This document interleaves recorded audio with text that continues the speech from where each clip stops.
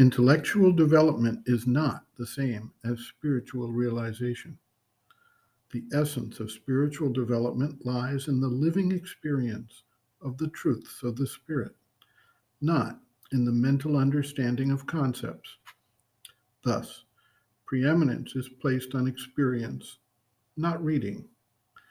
The sages of the Vedic and Upanishadic times provided spiritual guidance through creation of an environment, through example, and through guidance for the thoughts, emotions, vital energies, and physical development of the body, with the focus on realization of the spiritual truths in their lives. Reading was not a focus for the disciples living in those times. As we advance into more recent times, we find that the development of the mental faculties and the general requirement for literacy, with education focused on processes that require reading, means that the conditions of spiritual development have also changed.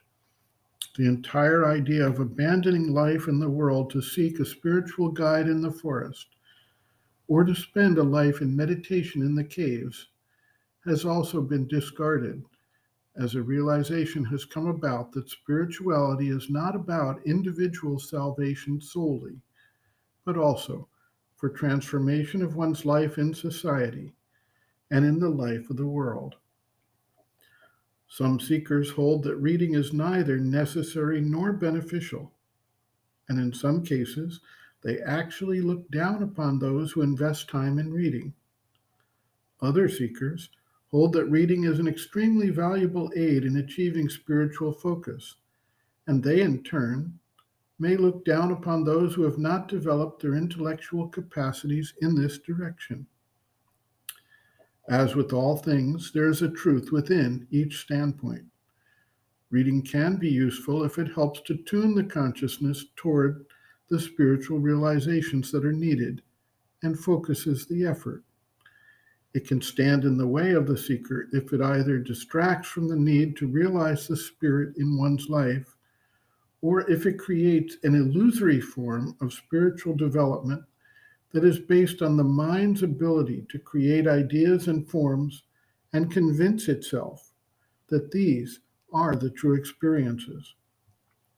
Similarly, those who deny the use of reading may be correct in their own sadhana to the extent they are actually experiencing the deeper truths of the Spirit, and that is guiding them completely.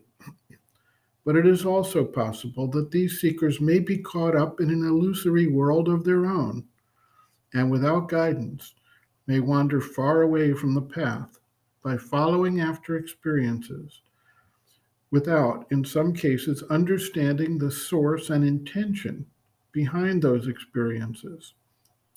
Reading may, in such cases, help to ground the individual and provide certain guidance.